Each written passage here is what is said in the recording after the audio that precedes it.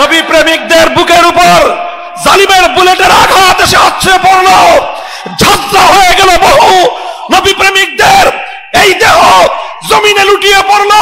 শাপলা চত্বর রঞ্জিত হলো, ঢাকার রাজপথ রঞ্জিত হলো। আমার ভাইদের লাশ মুখ থুবড়ে আল্লাহর জমিনে পড়ে থাকলো। আর তাদের এই রক্ত ঝরানোর পর এক লেডি ফেরাউন জাতীয় সংসদে দাঁড়িয়ে শাহাদাতের রক্তের সঙ্গে নির্মম উপহাস করে বলল, শাপলা চত্বরে কেউ মারা যায় নাই, সব বুকে রং মেখে শুয়েছিল। এই জুলাই সনদ আগামীর বাংলাদেশে বাস্তবায়ন করতে হবে। এটাই হলো দিল্লিকে উৎখাত করার আমাদের জন্য সবচেয়ে বড় চ্যালেঞ্জ।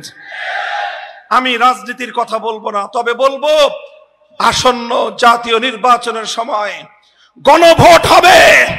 সেই গণভোটে যারা বাংলাদেশকে ভালোবাসে, যারা 47-এর দেশ বিভক্তির ভিত্তিতে আগামীর বাংলাদেশকে 2013 সালের শাপলা চত্বরের চেতনার ভিত্তিতে গড়ে তুলতে চায়, তারা গণভোটে হ্যাঁ বাক্সে ভোট দিবে। যারা না বাক্সের পক্ষে ক্যাম্পেইন করবে, তাদের পরিণাম তারা বুঝতে হবে, তারা হলো ফ্যাসিবাদের দোসর। আমার কথা শেষ। আল্লাহর পয়গম্বরের সিরাতের আলোকে আমি আপনাদেরকে আখেরি কথা জিজ্ঞাসা করতে চাই। আমার নবী জীবনের শেষ মুহূর্তে থেমে যান নাই। আমরা কি জুলাই বিপ্লবের পর এখানেই থমকে দাঁড়াবো? এখানেই থমকে দাঁড়াবো? আমি বলি, সোনার বাংলাদেশ দেখা শেষ, নতুন বাংলাদেশ দেখা শেষ, সবুজ বাংলাদেশ দেখা শেষ, ডিজিটাল বাংলাদেশ দেখা শেষ। আমরা এবার বাংলাদেশ দেখতে চাই, ইসলামের বাংলাদেশ, আল কোরআনের বাংলাদেশ। রাজি আছেন? রাজি আছেন? মনে পড়ে যায় এই সেদিনের কথাও। শাপলা চত্বরে আমাদের রক্ত ঝরানো হলো। নবী প্রেমিকদের বুকের উপর জালিমের বুলেটের আঘাত এসে আছড়ে পড়ল, ঝাঁঝরা হয়ে গেল বহু নবী প্রেমিকদের এই দেহ জমিনে লুটিয়ে পড়ল। শাপলা চত্বর রঞ্জিত হলো, ঢাকার রাজপথ রঞ্জিত হলো। আমার ভাইদের লাশ মুখ থুবড়ে আল্লাহর জমিনে পড়ে থাকলো।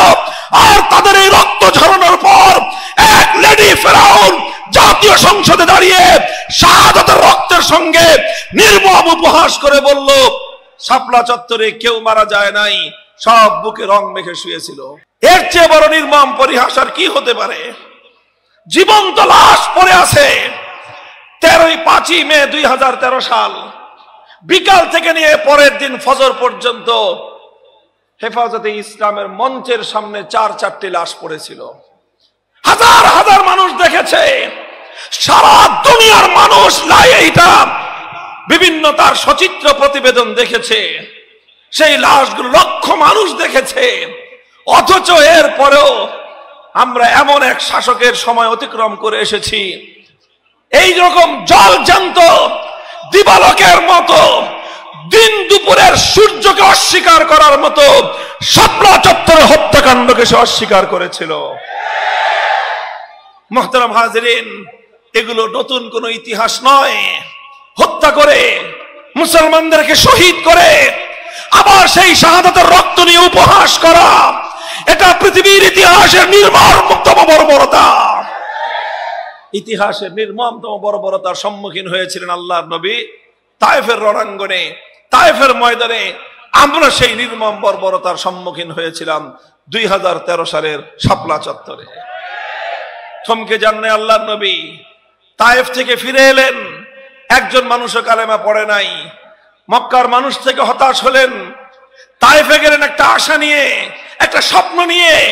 সে আশাও পূরণ হলো না, সে স্বপ্ন বাস্তবায়িত হলো না।